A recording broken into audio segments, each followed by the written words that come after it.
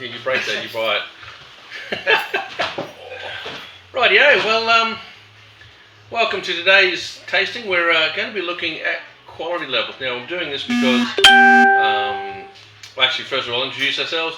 So we've got Pat, who's our novice wine drinker, who's rapidly learning and becoming quite adept at wine. Dan, who I've worked with for now over 11 years. Yeah, we're getting old. We're getting old, and he's very knowledgeable. He was my first sort of person I was doing wine studies with as such. And I'm Andrew, and I'm kind of a know-it-all. So we're looking at, when I was talking to Pat about what the exams were for the WSET, there's things like these three wines are from one region, identify the wines and identify the region. These three wines are from one grape varietal, identify the grape varietal. These three wines are from different quality levels, identify the best quality level, and then there's mixed bags as well. So it's actually quite a difficult thing to determine quality levels. So we know, well, actually, only because I said it's Chardonnay, we know we're doing Chardonnay, but generally you don't get told what the grapes are. In my exam, I actually ended up getting a mp4, which is a very unusual, well, it's not one we see in Australia very often. There's like one or two that I've ever had in Australia from Australian producers, but it's actually quite a dominant grape varietal in the southern part of France. So we need to determine what makes a better quality of wine.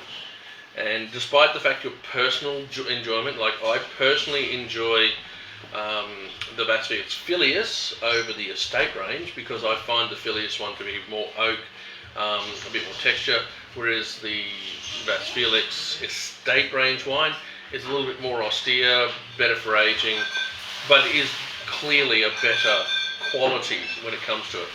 So we need to determine, my personal things, I prefer that one, but in comparison to the other one, which is obviously the better quality. So your personal taste doesn't really make a huge amount of difference to what you see in the wine. Yeah. You have to actually look at the wine and pull it apart and break it down. So have you got your book and paper? Yeah, so a new homeowner's watching. Oh, a new homeowner. Oh, yes. And cheese. Hey, Davey. Oh, yes. Well done to Davey Stabler to getting his own home. Well, actually, it's actually Hannah's. Actually, Hannah's home, yeah. Well, no, it's Hannah's and Davey's. They're now engaged. Congratulations to them. I was pretty stoked when they did that. That was awesome. So back on the topic though. So we've got Chardonnay today.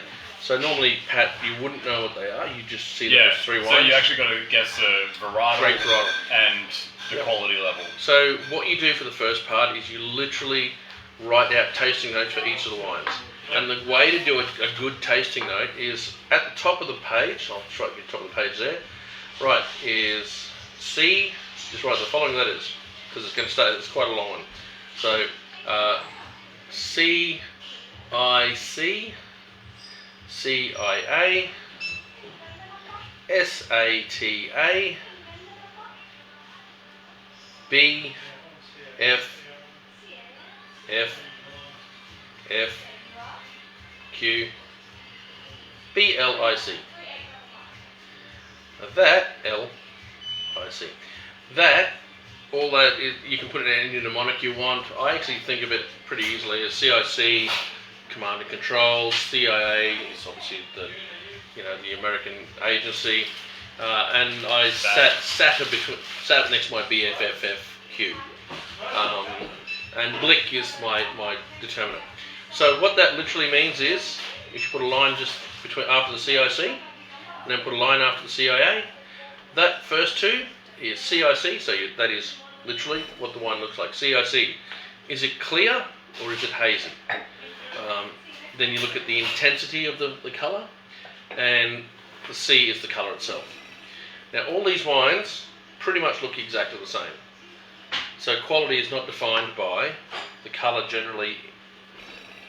Age will define things, but CIC, this is all pretty much looking the same. A lot of white wines are going to look very similar. In determination of quality, sometimes you will get things for Tempranillo, where you have a Joven, which is very bright and vibrant. You get a Criantha, which we had last week, I think it was, a week before, where it is, you'll see a little bit of darker colours to it, because it's had oak to it, and then you might see a Grand Reserva, which will get slight hints of brickiness and brownness to it. And again, that'll be a quality issue as well, because Grand Reserva is renowned as the best quality, or at least the best stylistically quality of that wine. This case, Chardonnay. So CIC, as I said, is the colour. However, when CIA is it a clean nose? The intensity of the aromas next, CIA. Is it clean? Is it dirty on the nose? So does it have that real funky barnyard? Does it have intensity? And what's the intensity level of the aromas in there? And then you note the aromas. So literally, CIA or CIC for this one, on the look, it would be it's clean, and literally you say the wine is clean, and it is, well, medium minus intensity, pale straw, right?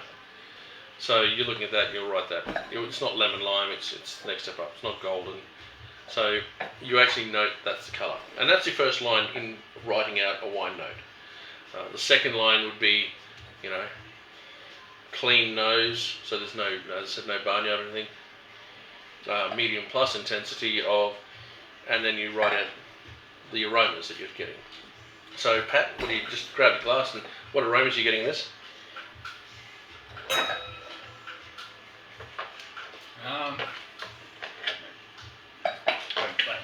Yeah. Mm-hmm. Oak, green apple. Yep. So I'm guessing it's picked a bit. Bit later. Yeah. Yep, I'm getting some oak. I'm getting some vanilla notes. That's the oak that is basically. So I would literally be writing things like, and when you get aromas, they come into primary, secondary, tertiary, which we've talked about quite a bit. Primary being the grape, secondary being the winemaking, tertiary being the aging. So the primary notes of the wine, for me, peach. If you're going to say apples, Golden Delicious apples. And you generally say stone fruits, peach. So you'd write stone fruit, peach. Oh yeah, so some stone fruit. So, is there any pineapple? Is there guava in there? Is there sort of lemon in there? Those kind of things. You look for that. Is it floral? Do you get a smell of flowers, white flowers in there, or orange blossoms, or lemon blossoms? You got a little bit of lemon. So, all of those things denote different flavours. And if they're very obvious, that means the wine's going to have a fairly decent complexity to it. And then you need to define where the vanilla came in the secondary notes of vanillas, which is the oak component. Yeah, so that's winemaking. Yeah. And then. Or malolactic fermentation if it's got that butteriness to it as well. Would the malty be? That'd be. There's a yogurty. Yeah. There's a yogurty sort of thing we do. Can you pick up mallow on the nose? Yes. It already smells a bit buttery to me. Exactly. You will. You get that slightly yogurty sort of note that goes in there as well. So that's the next part. That's the CIA. Yeah. And that actually determines a lot of the flavours you're going to get when you come down to the last part, which is S being sweetness. So how much residual sugar is in the wine, and you'll basically have dry, off dry, medium sweet, sweet, and then luscious. Most Chardonnays and most wines generally are going to be dry. There might be a few with a little bit of residual sugar, like Riesling might have, if it's got 2 grams or less, it's going to be dry. But if it does actually have, 9 grams, it's going to be off dry, that kind of thing. So again, that's for sweetness. Yep. A is for acidity, so how much acid is in there, and you'll taste the acid. You should taste the acid, as in it doesn't make your cheeks really, really water. And the amount of wateriness that you get in that cheek pocket is generally determined. So you could have this one probably medium acidity. I wouldn't say it's particularly huge acidity. It's making my cheeks water, but it's not really lifting my I'm not really getting that massive cheek watering sort of style. Then you go T for tannin. Obviously it's a white wine, so there's not going to be much, if any, tannin. The only tannin you get is probably wood tannin. So the next one is A, alcohol. So you actually get alcohol in the flavour. Is that first day or second day? Not overly. No. Quite well balanced. Yeah, there's no real warming alcohol in there. I reckon it's probably a medium alcohol. I wouldn't say medium minus because New World is going to have a fair bit of alcohol. So It'll it's be like about 12.5, 13%. Yeah. So and then we go to B, which is body. Does it have much body to it?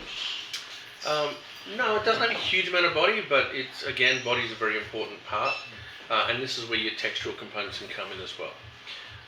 Higher alcohols generally have higher bodies. You can have a little bit of glycerol-y sort of notes in there as well, depending on how the winemaking is for it as well. But generally, I find body to do with the palate weight. Then you got F, which is flavour intensity, and then F is flavour. And then you write out your flavours and how intense those flavours are. And so, at a guess, this one's got 3, so I give it some, medium complexity type thing. But it's good. And it's got a range of flavours. Flavour intensity, and then flavours. Yep. And then finally, you got finish, which is the component. Now, see what I've just been talking about now. You have to write a tasting note for. You have to write addressing every single one of these. For all 3 wines, and you get half an hour. Not for. So you have for each wine. 10 minutes for each wine. Oh. So this is not something you can sort of loiter over. You really need to be drilling down on it straight away. The Q for it is the quality, and this is what we're going to be reviewing today. And quality definitions are completely based on the last one, BLIC, Blick. Okay? Is that balance, length, intensity, and complexity. So now we're going to try and adjudicate these wines.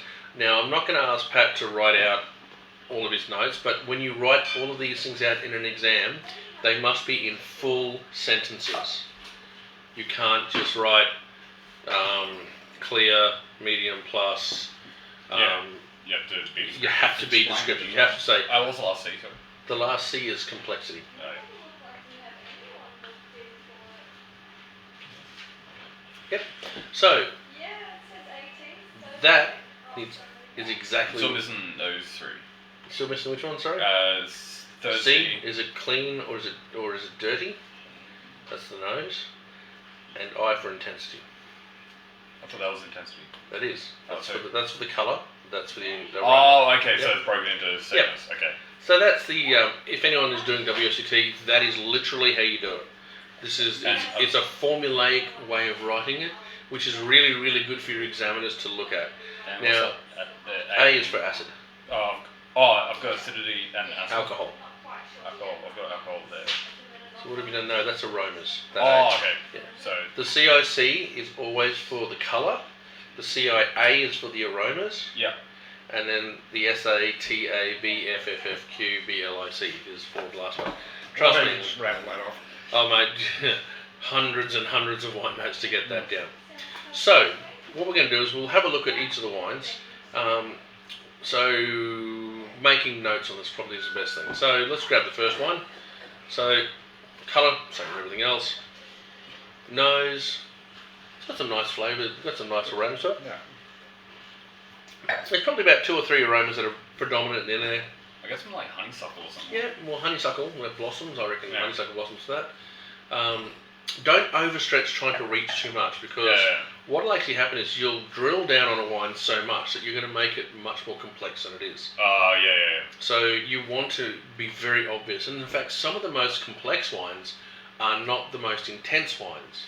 So this is where Chardonnay can actually be a bit of a difficulty. If you're getting punched in the face with flavours from that, and I don't know, we'll have a look at the other 2 as we go through, but if in comparison to the others that looks really, really intense, don't forget Chardonnay can be drawn from any place, any region. You might have a Grand Cru Montrachet and an Australian cheap Jacob's Creek. Yeah. And the flavours of that will be quite intense, really overt, and it's a bit hard for the French wines to compete with Jacob Creek though. Not really. The finesse on this will be vanilla bean and stuff. So, while we're talking about quality though, what is a great way to just identify a quality wine? So Pat? think about what makes a wine worth more, essentially. Pretty late. I'd go with the actual wine making itself, like new barrels versus old barrels. Yep. I suppose the winemaker making the wine, like. Take a step back first. The first thing is good bottles grapes. for a start. Look for the bottles. Yeah. But a good quality bottle is like generally going to be a better quality. Yeah, so to go back to, it's easy to walk Is it forward than it regional? is to try and shoot around close. So the very first thing, So I'd go regional, like. well, no, grapes. The grapes, how good the grapes are will determine how good the wine is. If there's an appellation to that, then obviously the grapes are going to be grown and produced in such a way under the appellation that they will be good quality.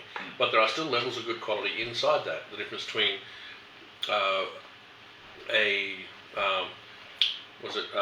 Côte de Beaune to a Elisa Corton to Pouilly-Montrachet. So we're talking now vineyards. Vineyard goes literally area, village, vineyard. Yeah. Okay, it's like a nested system. In Australia, our classic regions for Chardonnay are Margaret River, Yarra Valley. They're the two major ones. Mornington Peninsula is pretty good too. So Victoria is kind of renowned, and Geelong is making some big names, big inroads. What about Tasmania? No, not really. Too cold or? Bit too cold. It needs to develop a lot more fruit, Yeah. and so therefore not really. That being said, though, you can get some lovely austere, lightly oaked ones come out of there. But the first thing is good quality grapes. So the better the wine you're making as a winemaker, you want to choose the best grapes for. Second part is you're the winemaking side. Oak. Now, we talk about oak to be a very balancing thing or something that adds flavours to it. If you are drinking old world wines and you can identify oak as a dominant flavour in there, the French winemakers do not waste oak on ordinary wine. Yeah. So if you're getting a French wine that's got oak obviously on it, it's a It's good going wine. into It's it. at least a first cru going into a second cru or a top line village wine. Yeah. Okay? So oak is really important. In Australia we do have a lot of oak that we play with because we're very good with our oak. And in fact, if there's something too smashing with oak over the top of it, it might be a detriment rather than a positive. No, you go too far. Go too far because we're not using oak barrels in some cases. We're using staves, we're using tea bags, we're adding oak chips into things. So again, different quality levels. So if you get something that's really overtly oaked, there's a good chance it's probably barrel or stave. Stay Probably right. staying. Depends on how much they add in. That's quite right. You're quite correct. So that's the first thing. So let's have a look at the first one. So it's pretty nice, isn't it? Like it is quite nice. It's a good wine.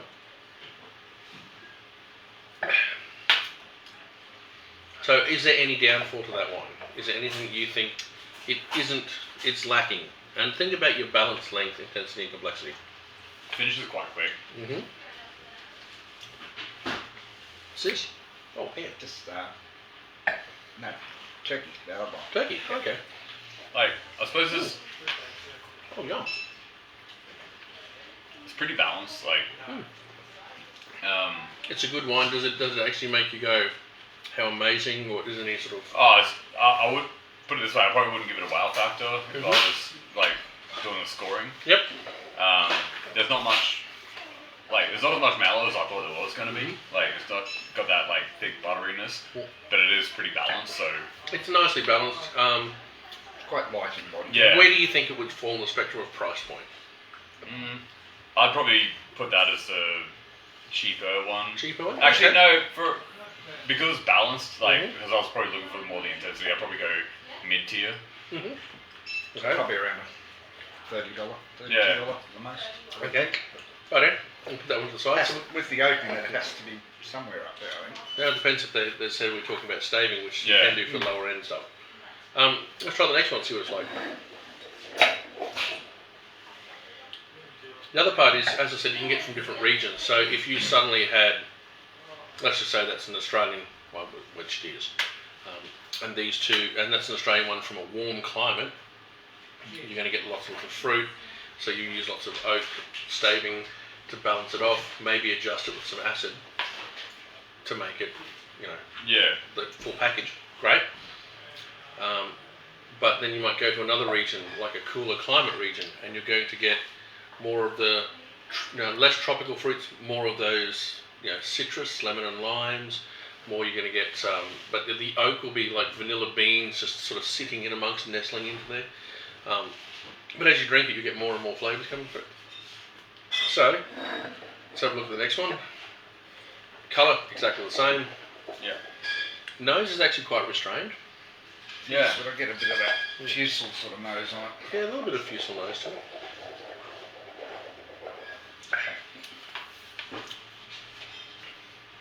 It's a bit more long lasting, but like lengthwise, but it's like, I don't know if that's down to the acidity. Like, It's got good acidity. Yeah. It's lovely acidity. Well, it's got more than the last one.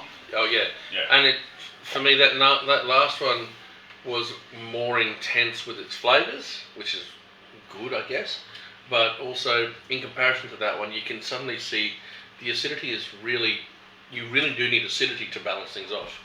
So we were talking about this being balanced, but really, the acidity wasn't there to pull the fruit back or to lift the fruit. It's actually quite dense and heavy. Nothing wrong with that. I'm just saying it's a thing. But this one here, a little lighter. Lighter? I think it's got more body to it. Oh, it's got much more body. Yeah. But I'm talking about lighter is in the intensity of fruit. So, but like I'm getting on the nose, I'm getting some nuts as it opens up. A little bit of vanilla, but not too much, not a huge amount. More cedary notes. Yeah, I get a bit of cedar. Yep. There is some sort of a barrel ferment, like you can get what's called struck match. Yeah. Oh, yeah. That literally means it's phosphorus kind of. yeah, it's got that slightly struck match sort of note to it, which can be a barrel. So in other words, it's actually been made in the barrel. Do they do charred barrels with wine that much, or is it more? Not overly. They can do. I suppose they probably wouldn't. I wouldn't recommend it because you're going to get A lot of smoky. a coloration in your wine for starters. Yeah. The other part is you're probably, because that's what you get. What actually happens when you burn the wood is that sugars begin to form on the outside of the wood. That's why you get those caramel colours coming into it. So you probably don't really want that. Okay. You'd only do it with a red.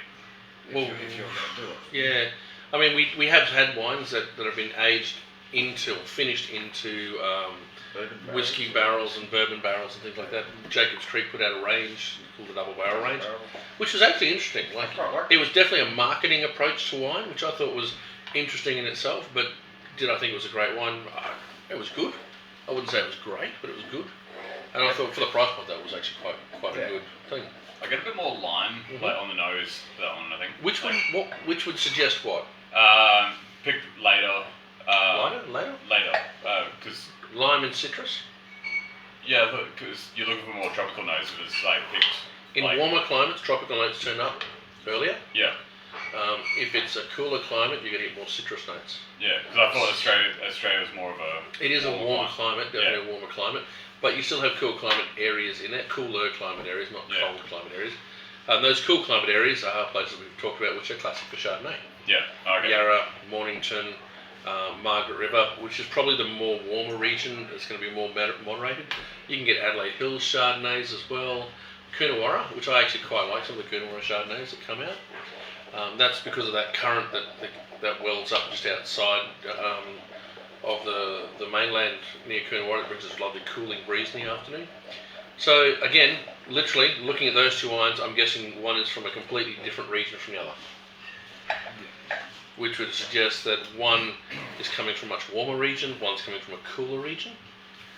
So when you start evaluating Chardonnay from a cooler region, it's exactly the same.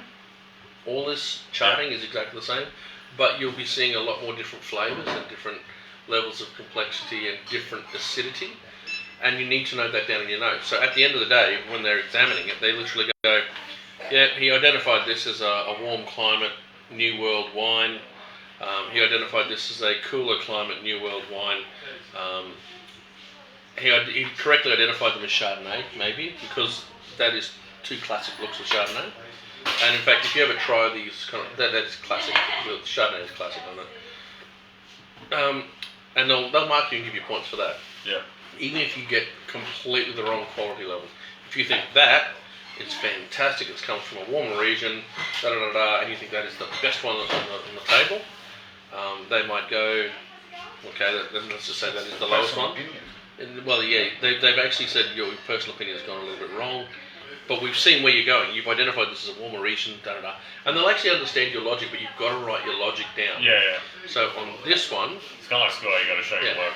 so in the quality levels, you have faulty, which this isn't, poor, which this isn't, acceptable, which this definitely is, good, very good, and exceptional. So where would you put this on the spectrum? The first one. Yeah. I put it as good. I'd put it as good. Good. I wouldn't say very, very good. No, that's very what I'm saying. good. Like, but it's more on the good side. Yeah, it's but definitely good. It's good. It's above exceptional for me. Above acceptable for me. Yeah. Because I think it's just well-made wine, very savvily put together. It's obviously from a warmer region. They've allowed the grape to express without getting too sugary and overt. Okay, so I'd put that as at least good. There could be an argument made for very good if it came from an old world region particularly, but it's not. We know it's a new world region, so therefore I put it as just good. So the next one, new world or old world? well, it's definitely new world. Mm-hmm. Yeah. Yep. What gave that away? It tends to do the fruits. The more citrus notes. And Fruit forward, fleshy palate. The two expressions that really define New World wines. It is a fruit forward wine, and it has a fleshy palate. So in other words, the body is a lot fleshier and heavier than you're going to get from. You can get fruit forward wines in France and Germany and Italy, but they don't generally have the body that a New World wine has. Because we usually have higher alcohols, if nothing else. This one actually does have a bit more, or a lot more heat to it than that first one. Yep. Okay. So from there, what's the next thing you're picking up? So talk about the balance for this. I would literally suggest at some point that you sit down and start writing notes out for all of these. Oh, okay, yeah. But not now. Don't do it now. We'll do it off camera. Yeah. But these are the things you're going to be following. Well, yeah, I was just looking at that. Like, Yep. tannins not too high. Like Yep. acidity. Acidity is more than the last one, but it's not. I think the acidity is a better balance than the last one. I do like to see some acidity sitting into my wine to give a finish, a clean finish to my wine. Otherwise, it can be quite cloying to sit there and drink like that wine last night. Yeah, it was. Does acidity add length to it as well? Like, is that where you Not get really. length, or is No, that generally it body? lifts fruit. So if you have good acidity, you're going to get lifted notes of fruit. Yeah. Which is why some people acid adjust their heavy, dense Shiraz. Is it more floral notes and things like No, that? just so take a heavy, dense Shiraz, which can be quite heavy and chewy, and it can be difficult to get through. If you add acidity to it, it literally lifts it from a heavy, dense style to a much brighter style. And that's what they do in a lot of the winemaking. They will do that. But in this case, I'm almost certain that this is all pretty much natural acidity coming through. It's impossible. Honestly, it's impossible to say it's natural acidity or not. But I would say this is much more towards natural acidity because you got a little bit of that struck match, which means it's barrel matured, or at least partly barrel matured. It's not big on it, but No, it's not. But it's got texture. It really does. I'd say there's some batonage being used in there because it's got a lot more texture to it as well. It's got a bit of leasiness in there. Not a lot of butteriness, so I don't get. Not a huge amount of butteriness, no. In fact, I'd say the style isn't actually a mellowed style. Now, that would normally mean, if it was an old world wine, that maybe they're trying to make a fresher expression of it. But in the new world, we're actually sort of moving, Chardonnay, we've moved away from fully mellowed buttery styles into much lighter, more approachable. So pretty much an in-between from like Sablons, like more of an easy transition. Yeah. You've gone from that. Yep. But I do get some nuttiness into this. I do get some nougat. I get a little bit of obviously it's more citrus fruits. So again, all of these are really cool things to have in my wine. And balance wise, I think the balance is probably better than the first one. The length I find is better than the first one. Intensity, I'd probably go for the first one for the intensity of the fruits. But it's unbalanced, so is It's that a little point for and unbalanced. against? Yeah, that's kind of a for and against thing. But the complexity, this is where the intensity of fruit shows a lot of complexity in this one. The complexity in this is a lot more subtle. It's probably not quite as complex. So would I put this as, so I'll ask you, would you put it as acceptable, good, very good? It's still only good for me. Good, yeah, okay. I'll go between good and very good? good and very good. Like it's Okay. kind of sits in that pocket. Yeah, there's no very good, there's no good pluses, but you know, there's nothing to say that two wines of different quality levels can't fall into the same categories. We're talking 6 categories. So I actually, only because of the subtlety and the finesse that's in this one, and I'm really saying the finesse-ness is better, I'll put this into the very good category. That's just me, okay? Let's have a look at the last one and see what that says. Oh, now that has got that struck match character all over the top of it. So you get that? So what does struck match character mean? I was thinking, the barrel matured, Barrel fermented. barrel fermented. Yeah. Mm-hmm. It's almost a step beyond that. It's almost like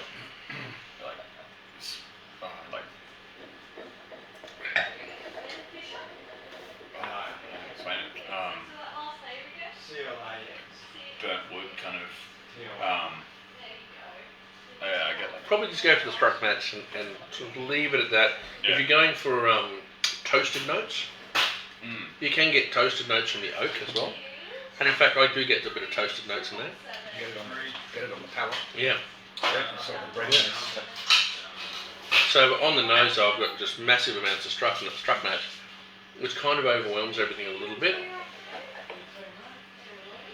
But underlying that, you can actually get some notes of, like hints of peach, a little bit of green apple, but mainly for me, that lemon citrus sort of notes, lemon blossoms. I also get a slight yogurty curd note in there as well. I'm not like. For some reason, I think mandarin. Like Mandarin, yeah. That's in the citrus spectrum, so yeah, that's understandable. yeah, it's like Actually, you're probably right. Mandarin's a very good one for that because it does have that slight. I'm thinking more orange like peely. but the especially the skin. Like if you just peel the skin straight off, it's got that kind of. That pith note. Yeah. To it. Yeah. A little bit of melon. Yeah. There's got some. Well, yeah, that vanillins is there as well, but that toasted nuts, even some slightly dried spices are in there as well. So, It's got a quite drying acidity, like tannin. right, the intensity is much Yeah. greater than that one particularly, and the acidity is still quite high in comparison to that Yeah. one too. So it's a similar acidity to it, but the acidity is a lot more balanced. It's got a bit more like warming. Like I don't know, it's a bit more alcohol. I'd say the alcohol is exactly the same as this one.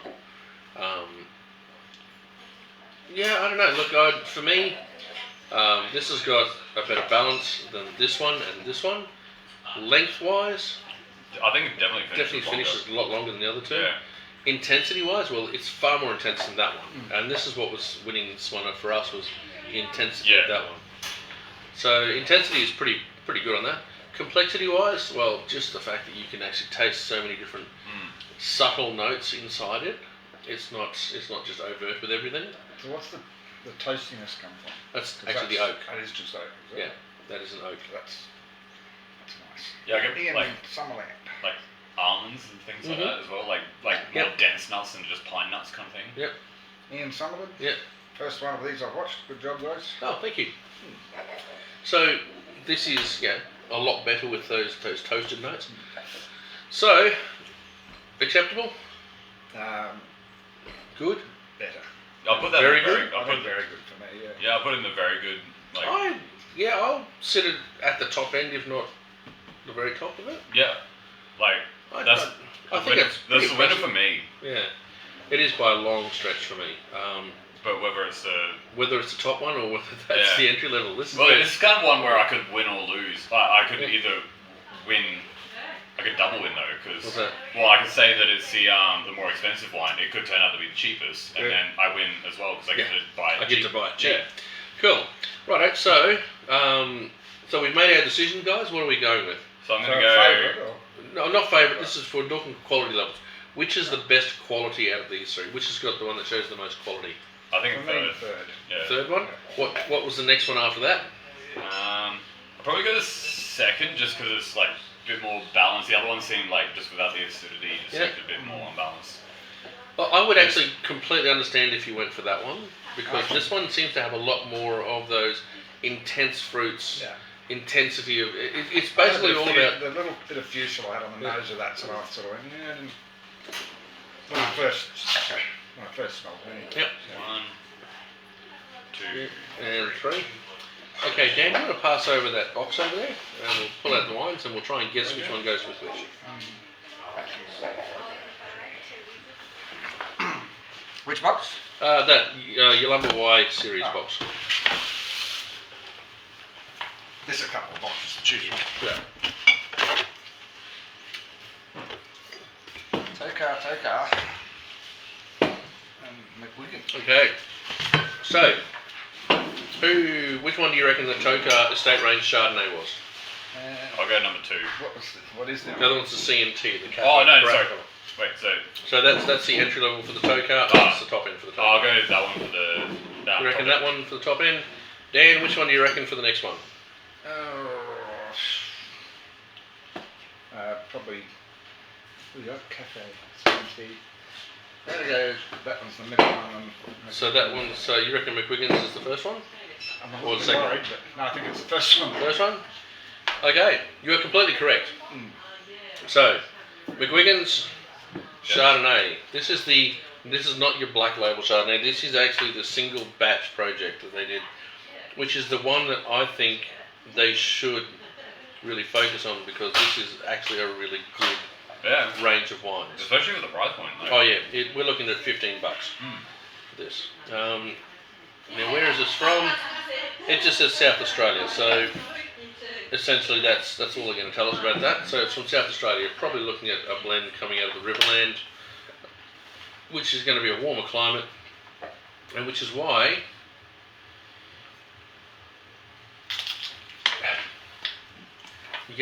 there's not a huge amount of acidity in it. The warmer climate is really what's bringing home the flavours. And we were right, it is 12% actually. So that's actually when you look at that's a medium minus. A bit lighter. Yep. Now the Carafe and Tumbler, this is a 2017.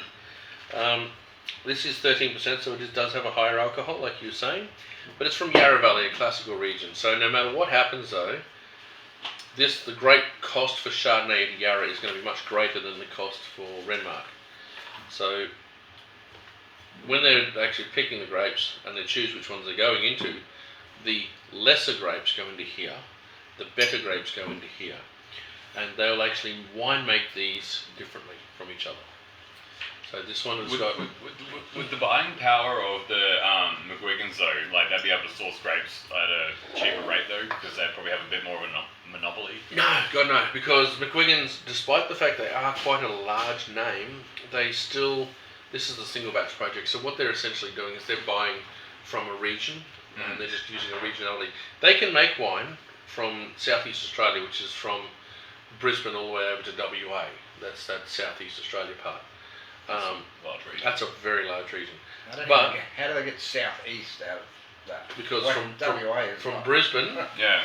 to sorry, let's just Yeah, put it's the map around. W. From Brisbane down to West Australia, southeast, all of that. The southeastern part of Australia. So that entire area encapsulated. It's very incredible. wide. Sort It's of. a remarkable. When I found out about it, I thought it was a joke.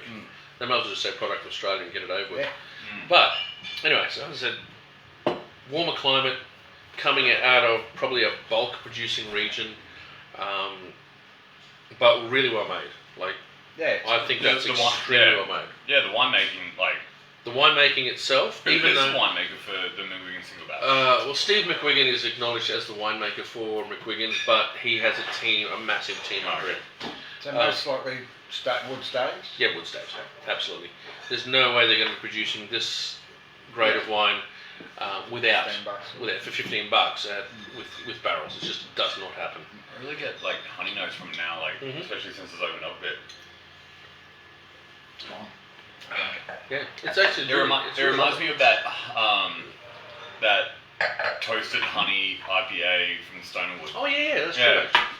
So, again, great wine. I really enjoy it, but it is the cheapest one, and the quality level does show because it gets a little cloying after a while.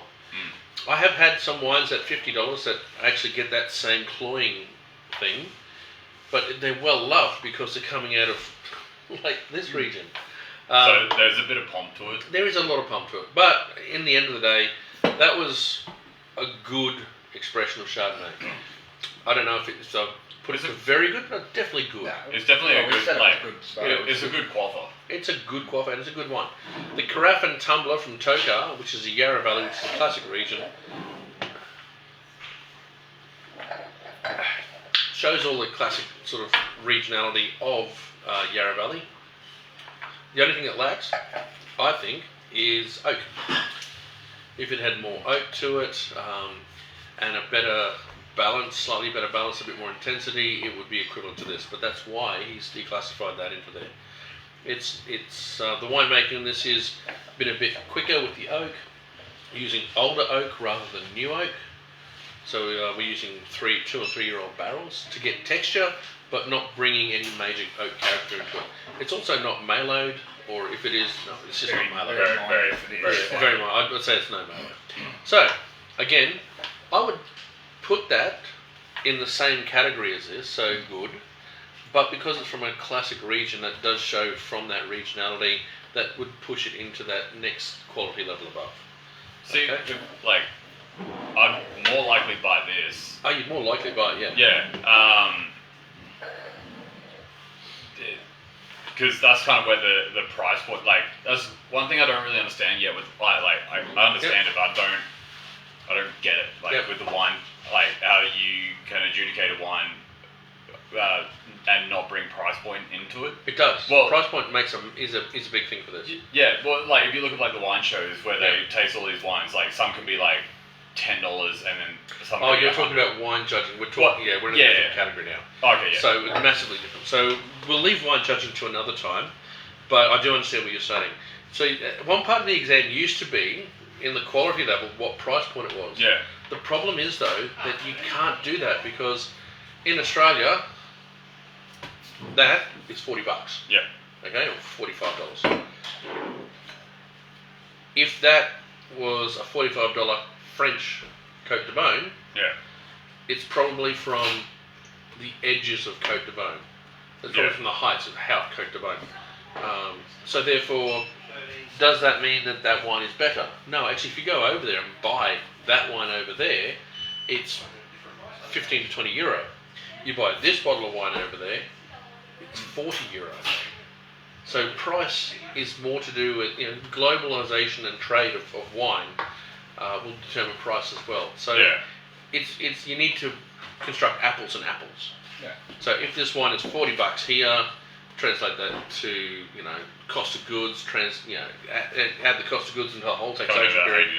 $80. Over there, it really would be sitting at about the same price as a village wine, so about 35 euro.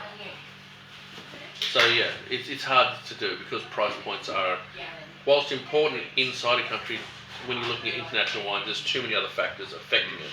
So quality though would mean literally, I'm going to pay more for that than I am for that. And for the last one, for the estate range Chardonnay, which has had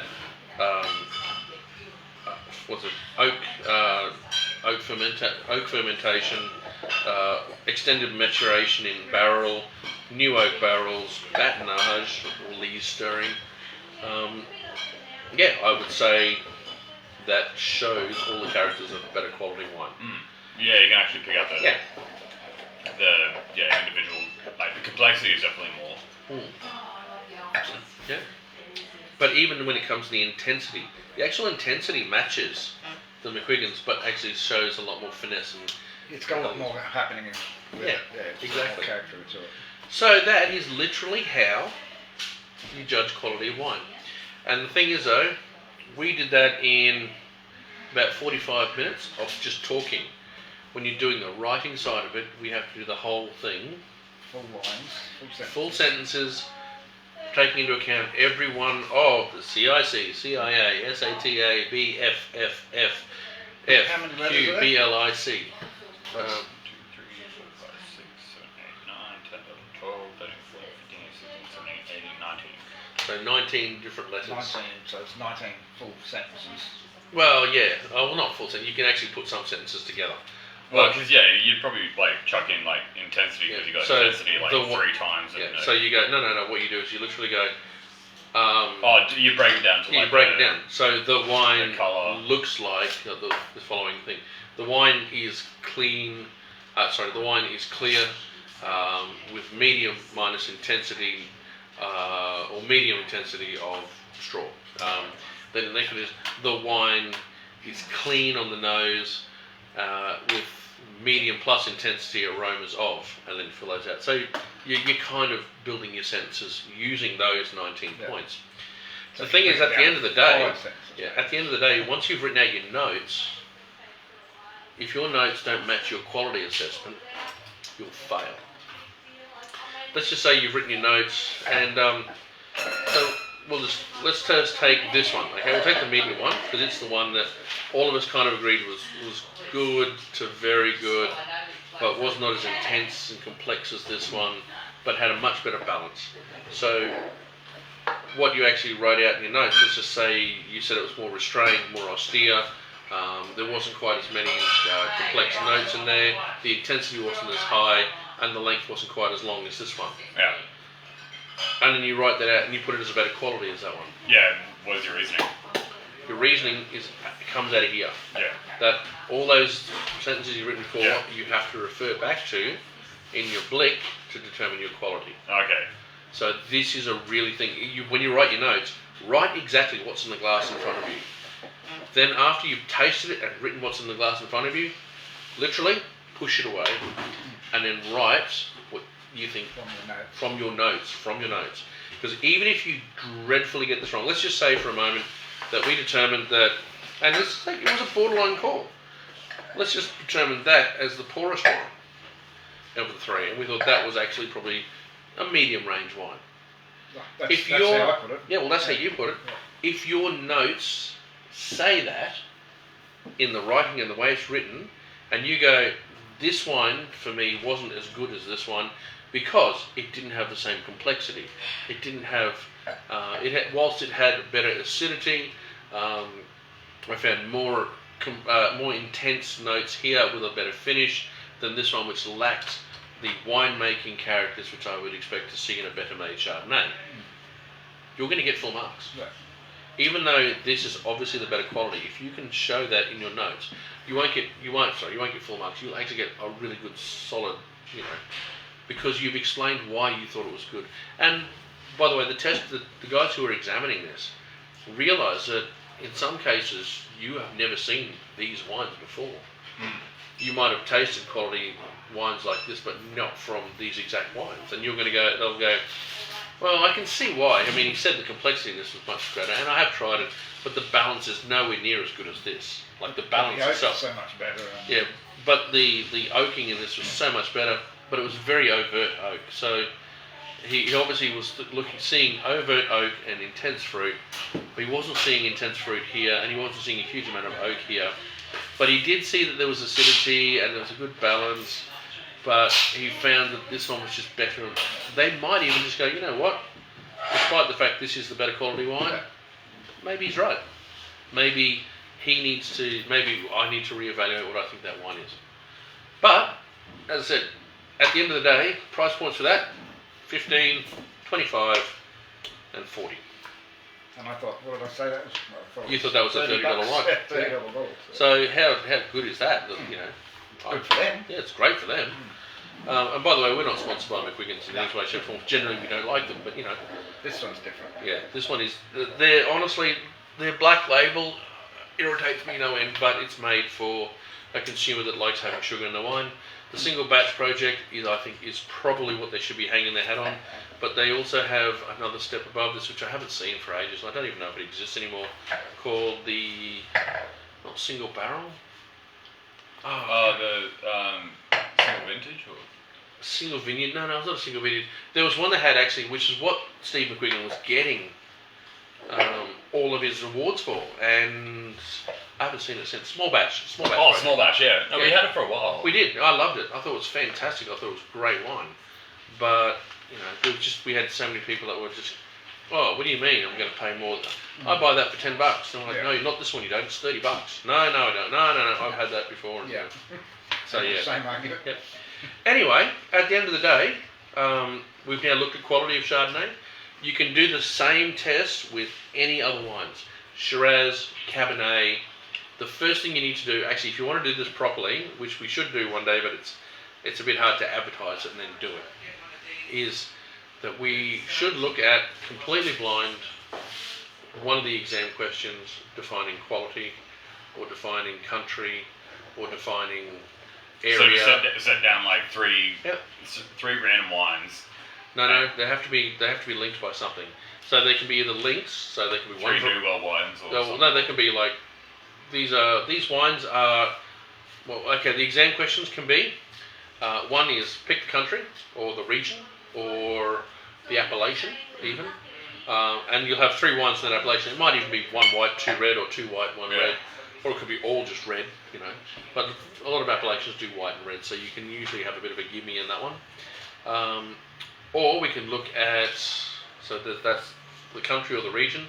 The other one would be, these are all the same varietal from different places all around the place.